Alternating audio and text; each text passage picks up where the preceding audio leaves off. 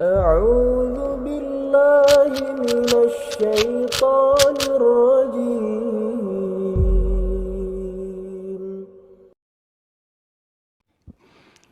Bismillah walhamdulillah. Wassalatu wassalamu ala rasulillah wa ala alihi wa ashabihi wa mawala. Asyhadu an la ilaha illallah wa asyhadu anna Muhammadan abduhu wa rasuluh. Allahumma salli ala Muhammad wa ala ali Muhammad. Melanjutkan kajian kitab yang telah kita sampaikan setelah salat subuh pagi tadi, yaitu memahami Sayyidul Istighfar. Intinya, Sayyidul Istighfar adalah pemimpinnya, penghulunya dari sekalian banyak ucapan-ucapan istighfar. Rasanya sudah kita jelaskan pagi tadi kenapa dinamai dengan Sayyidul Istighfar.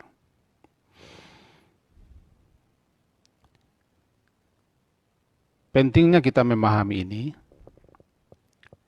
karena sabda Nabi juga bahwa siapa yang mengucapkannya di siang hari muqinan biha, dalam keadaan yakin dengan ucapan-ucapan yang dibacanya ini, apabila dia mati di malam harinya, maka dia termasuk salah satu daripada penghuni surga. Sementara apabila dia membacanya di malam hari, wa huwa muqinun biha, sementara dia yakin dengan apa yang dibacanya, sampai pagi hari meninggal dia atau mati dia tercatat sebagai salah satu daripada penghuni surga. Ini kabar gembira yang luar biasa. Ini menunjukkan betapa dalamnya makna yang terkandung dalam bacaan Sayyidul Istighfar. Kemudian kembali kita ingatkan, membaca-baca saja, diulang-ulang, lancar, tapi kita tidak memahami apa isinya, maksudnya, maka jadilah bacaan seperti itu tidak berkesan. Di samping tidak berkesan, tentu saja orang yang membacanya jauh daripada apa yang diharapkan, daripada tujuan untuk apa dibacanya bacaan itu. Maka disitulah kita mencoba memahami satu persatu arti yang terkandung dan maksud yang ada dalam bacaan Sayyidul Istighfar ini. Diawali dengan Allahumma anta rabbi, la ilaha illa anta khalaqtani wa ana abduk. Pagi tadi sudah sampai kepada la ilaha illa anta khalaqtani. Khalaqtani, engkau telah menciptakanku. Khalaqa, khalaqa maknanya menciptakan sesuatu dari tiada menjadi ada, dalam bentuk dan ukuran tertentu, dengan maksud dan tujuan tertentu tanpa ada contoh sebelumnya. Kita ulang, khalaqa itu mencipta sesuatu dari tidak ada menjadi ada, dalam bentuk dan ukuran tertentu, untuk maksud dan tujuan tertentu, tanpa ada contoh sebelumnya. Namanya khalaqa. Penekanannya kepada kehebatan dia dalam mencipta dan tujuan untuk apa dicipta. Yang mencipta dari tiada menjadi ada itu khaliq. Khaliq. Yang dicipta makhluk. Segala sesuatu yang diciptakan tidak ada yang sia-sia. Dia mencipta untuk bukan main-main. Tidak. Subhanaka ma khalaqta hada batila.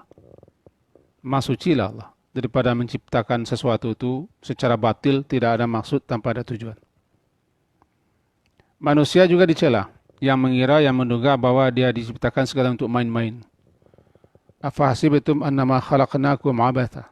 Wahai manusia, apakah kamu menyangka kamu diciptakan secara main-main saja? Tidak. Ada maksud, ada tujuan. Maha suci lah Allah, maha tinggi lah Allah daripada mencipta sesuatu tanpa ada maksud, tanpa ada tujuan. Nah, Allah Khalik, dia kita makhluk, dia mencipta kita selaku manusia, ada maksudnya, ada tujuannya. Wa ma khalaqtul jinna wa insa illa liya'budun. Wa ma khalaqtul jinna, dan tidaklah aku menciptakan jin dan manusia melainkan agar supaya mereka beribadah menyembahku. Ini tujuan penciptaan manusia. Kalau ditimbulkan pertanyaan, untuk apa kita cipta? Untuk menyembah Allah, beribadah kepada Allah, meskipun ada yang bangkang dan durhaka. Diutusnya lah para rasul-rasulnya untuk menyampaikan itu. Ada panggilan umum namanya, ya ayyuhan nasu a'budu rabbakum alladzi khalaqakum. Wahai sekalian manusia, sembahlah, beribadahlah kepada Tuhanmu yang telah menciptakanmu. Alladzi khalaqakum walladzina min qablikum. Nah, ini pengantarnya. Jadi kalau kita membaca khalaqtani wa ana abduka, Allahumma anta rabbi, ya Allah engkaulah Rabbku. Engkaulah Rabbku. La ilaha illa anta. Tiada ilah yang berhak disembah melainkan engkau saja. Khalaqtani, engkau menciptakanku. Sementara saya abduka, hambamu. Si pengucap, yaitu kita, hendaknya sadar. Kita ini ciptaan, karena kita mengaku, khalaqtani, engkau menciptakanku. Engkau menciptakanku ada maksud, ada tujuan. Maksud dan tujuannya untuk menyembahmu. Karena engkaulah Tuhan penciptaku, dan tiada yang berhak disembah melainkan engkau saja. La ilaha illa anta khalaqtani. Maka manusia yang tidak menyembah Allah, tidak beribadah kepada Allah, berarti manusia yang tidak sadar, tidak paham, tidak mengerti untuk apa dia dicipta. Kita ulang nih. Manusia yang tidak menyembah Allah, tidak beribadah kepada Allah, tidak taat, dan tidak tunduk patuh kepada Allah, manusia ini adalah manusia yang tidak mengerti untuk apa dia menjadi manusia. Dan kenapa dia diciptakan sebagai manusia. Ucapan khalaqtani ini menyadarkan kepada pengucap bahwa dia harus beribadah kepada Allah. Taat, tunduk dan kepatuh kepada Allah. Karena Allah itulah yang telah menciptakannya. Kalimatnya lihat nih. La ilaha illa anta khalaqtani. Tiada yang berhak disembah melainkan engkau ya Allah. Engkau telah menciptakanku untuk menyembahmu. Kira-kira begitu. Kau ciptakan aku dari tiada menjadi ada. Sesuai dengan bentuk dan ukurannya, dilengkapi. Dilengkapi, disempurnakan. Diciptakan kita sebagus-bagus, seindah-indah kejadian. Agar supaya kita menyembah Allah itu. Khalaqtani. Wa ana abduk. Saya, ana, adalah abduka. Abduka hambamu. Abduka abdun. Ada sekian banyak arti abdun itu. Tapi inti daripada abdun itu kerendahan. Kerendahan diri yang mengakibatkan ketaatan, ketundukan, dan kepatuhan. Orang terjemahkan bahasa kita budak. Si budak adalah tingkat terendah. Rendah, hina, dina. Dia tidak memiliki dan tidak mempunyai apa-apa. Dia berbuat apapun yang dia perbuat untuk tuannya. Itulah abdu, dan itulah hakikat budak.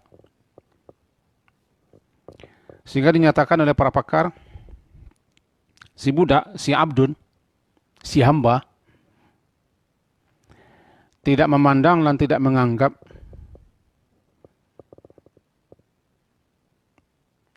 apa yang berada dan apa yang dimilikinya adalah punyanya. Sebab dia sendiri pun tidak memiliki dirinya sendiri. Dirinya ada pemiliknya. Si budak, si hamba harus menyadari dirinya dan apa yang dipunyainya bukan miliknya. Itu adalah milik induk sembangnya, milik tuannya, milik sayyidnya. Itulah budak.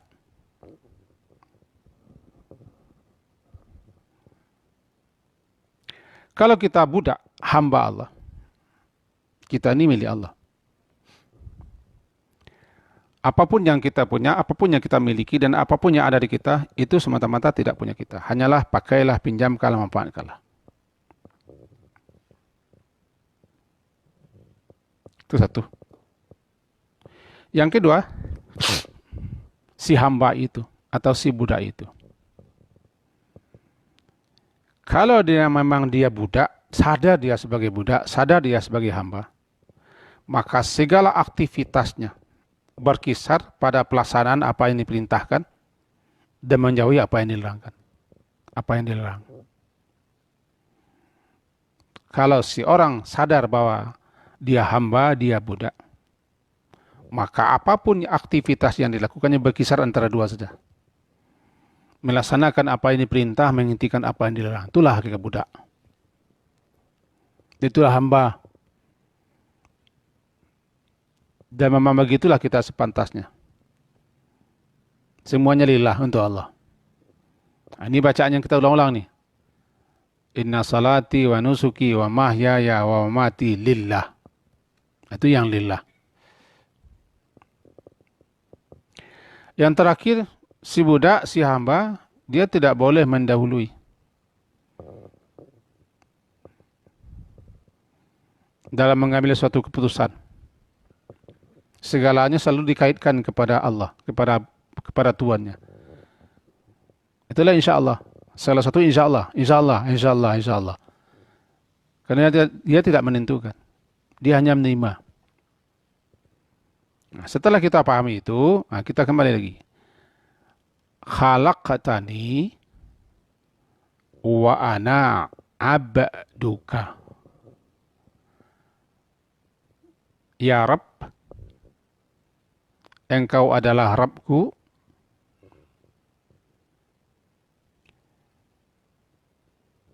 tiada yang berhak disembah melainkan Engkau, la ilaha illa anta, khalaqtani, Engkau menciptakan aku, sementara aku ini hambamu.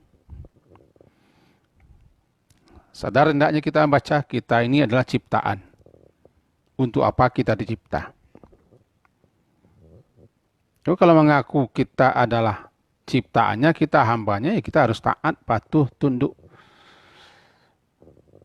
Kita menyembah dia, kita beribadah kepada dia. Kita memujanya, kita menyanjungnya. Kita melaksanakan apapun yang disyariatkannya. Itu kesadaran diri kita namanya. Khalaqtani wa ana abduka. Ana, saya ini budakmu, hambamu. Nasiyati biadik, benakku, ubun-ubunku berada di tanganmu. Itu dia. Wa ana, dan saya, atau aku, ala ahdika wa wa'dika mastata'tu. Allahumma anta rabbi la ilaha illa anta khalaqtani wa ana abduk wa ana ala ahdika wa wa'dika mastata'tu. Mastata'tu. Ana ala ahdi. Apa itu ahdi? Ahdi janji setia. Pada mulanya ahdu itu, ahdun itu kan menjaga, memelihara. Menjaga dan memelihara sesuatu dari waktu ke waktu. Menjaga dan memelihara sesuatu dari waktu ke waktu namanya ahdun. Kemudian diterjemahkan orang masa kita janji. Kenapa janji dinamakan dengan ahdun? Karena janji itu harus dijaga dan dipelihara dari waktu ke waktu. Jangan sampai janji itu terabaikan, tersia-siakan, apalagi dikhianati. Dia harus dijaga, dipelihara. Namanya ahdun. Itu yang ahdun.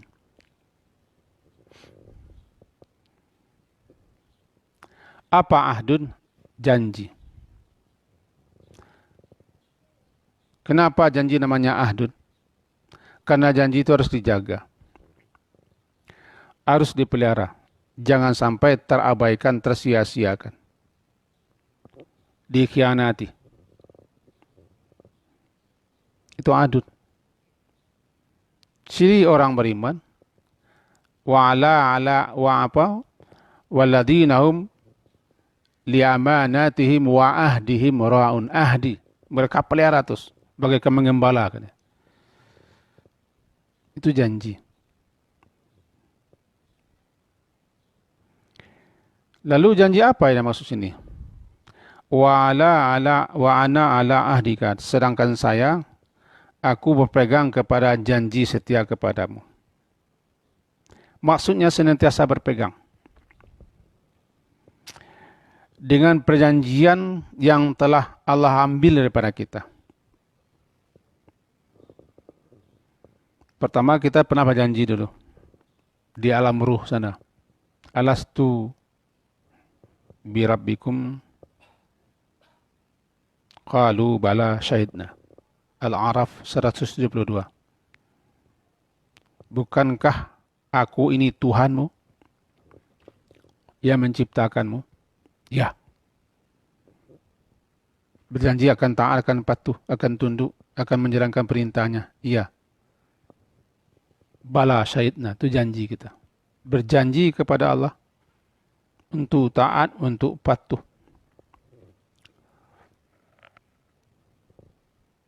Setelah kita ditempatkan di dunia ini, di bumi ini. Lalu perjanjian yang telah diikrarkan itu diingatkan lagi oleh Rasul bahwa kita telah pernah berjanji dengan Allah. Jangan lupa.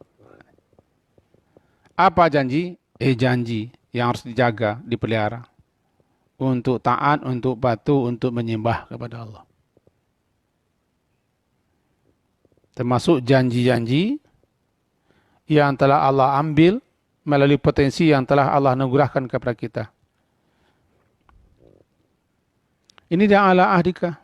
Ini intinya saya, ya Allah, ana. Ala ahdika, saya berpegang. Berpegang kepada janjimu. Itu janjiku kepadamu untuk taat, untuk patuh, untuk beribadah, menyembah kepadamu saja. Ini kan ikrar namanya. Berarti kita harus selalu menjaga, memelihara janji kita kepada Allah untuk taat, untuk patuh selaku hambanya. Cuman kata kita manusia, banyak godaan, banyak rayuan, banyak bujukan, banyak rintangan, dan segala macam, lalai kita, lengah kita, abai kita, tersia-siakan janji itu. Itu makanya kita baca Sayyidul Istighfar ini. Namanya minta ampun. Wa ala ahdika, dan sedangkan saya berpegang kepada janjimu. Engkau adalah Tuhan yang telah menciptakanku. Tiada yang berhak disembah melainkan Engkau saja. Saya ini adalah hambamu. Mestinya saya tunduk patuh kepadamu, menyembah kepadamu, beribadah kepadamu saja ya Allah. Cuman masalahnya saya manusia, banyak lemah, banyak keliru, banyak lalai. Diakui itu. Apa yang kita akui? Kita berpegang dengan janji Allah. Ala ahdika. Wa wa'dika. Wa'di juga janji. Wa'dun juga janji. Wa ana ala ahdika wa wa'dika wa'dun janji. Biasanya terpakai juga wa'di, wa'dun itu untuk janji yang menggembirakan. Nah, bila dinisbahkan kepada Allah, Allah pun kita berjanji, Allah berjanji. Janji kita untuk taat, untuk patuh harus kita jaga, kita pelihara itu. Lalu janji Allah kita pegang pula. Apa janji Allah? Siapapun yang taat, patuh, tunduk, atau beriman dan bermasalah, Allah janji untuk memasukkannya ke surga.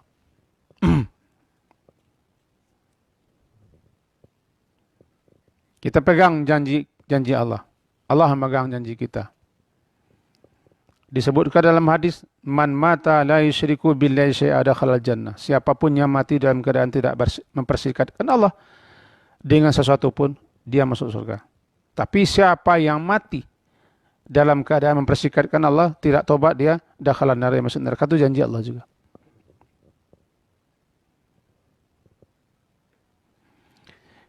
Dalam ucapan Sayyidul Istighfar ini, itulah yang harus kita pahami dulu. Memahami apa yang kita baca, apa yang kita ucapkan. Kan? Allahumma anta rabbi. Wahai Allah, engkau adalah Rabbku. Tiada yang berhak disembah melainkan engkau saja. Saya ini khalaqtani. Engkau telah menciptakan saya. Sementara saya adalah hambamu, budakmu. Saya senantiasa berpegang dengan janji. Janji saya, janjiku kepadamu untuk taat patuh menyembah beribadah kepadamu. Dan janjimu kepada kami, kepadaku ya Allah, untuk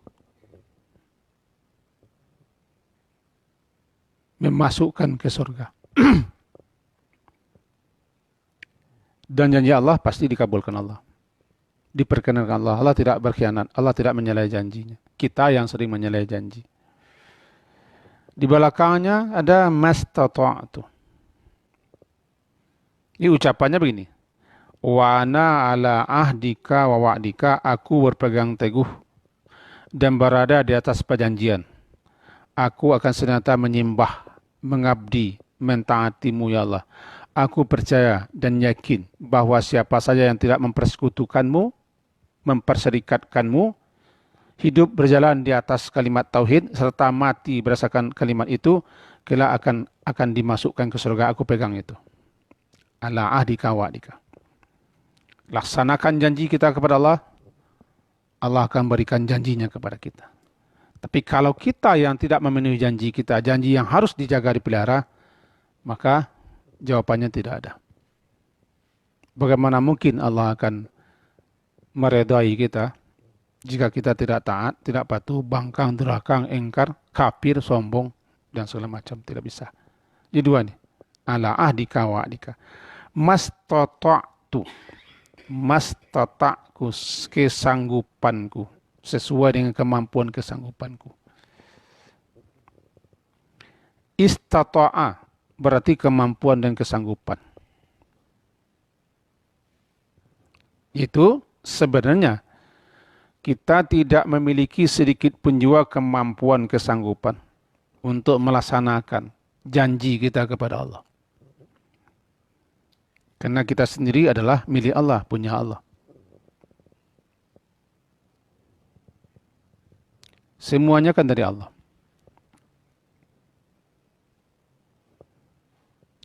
Maka untuk itu, karena kita tidak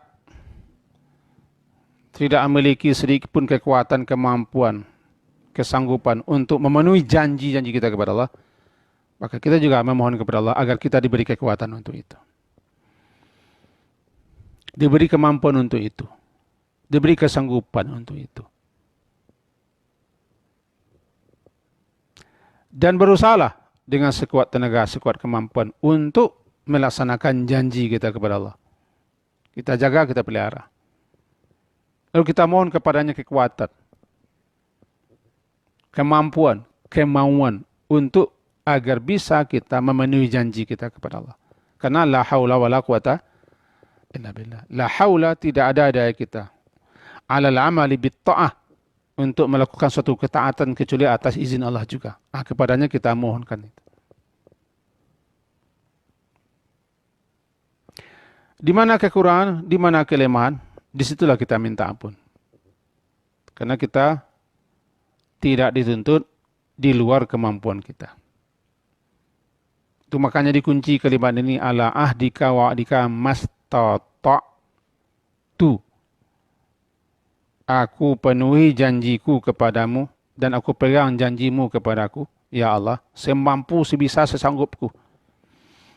Aku akan berusaha melaksanakan, mewujudkan apa yang telah aku janjikan, yaitu untuk taat patuh menyembah beribadah hanya kepadamu, mengabdi hanya kepadamu.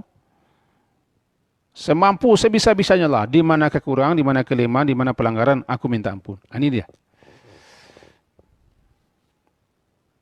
Mastata'tu.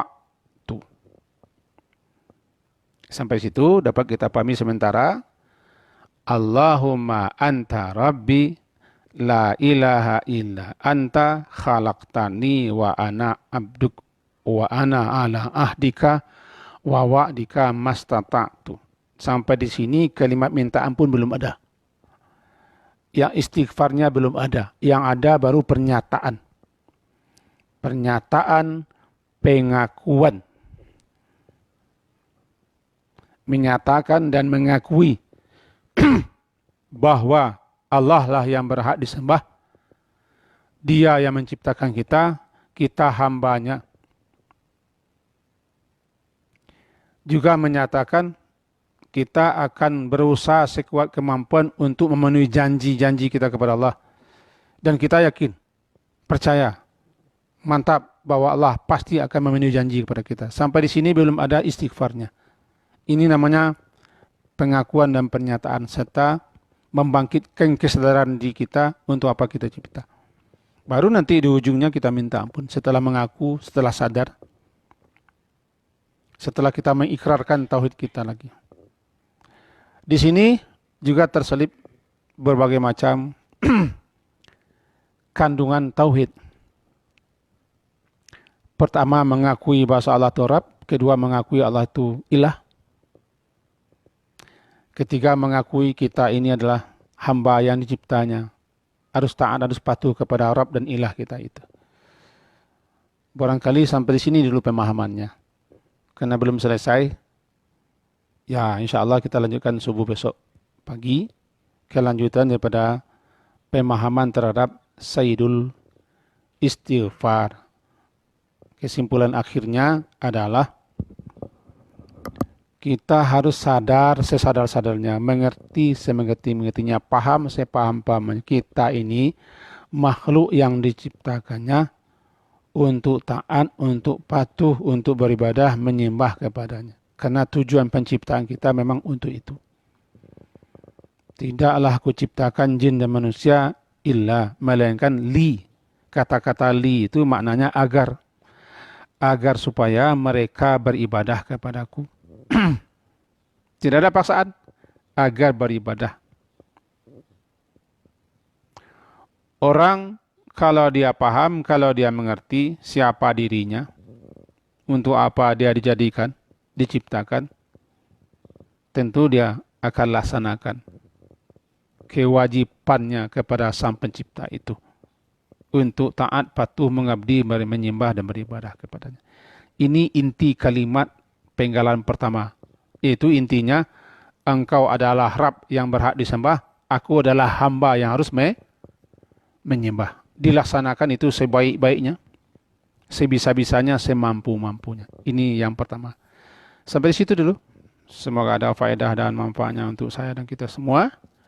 Diakhiri dengan subhanakallahumma bihamdika asyhadu an la ilaha illa anta astaghfiruka wa atubu ilaik. Wassallallahu ala Muhammadin wa ala alihi wa sahbihi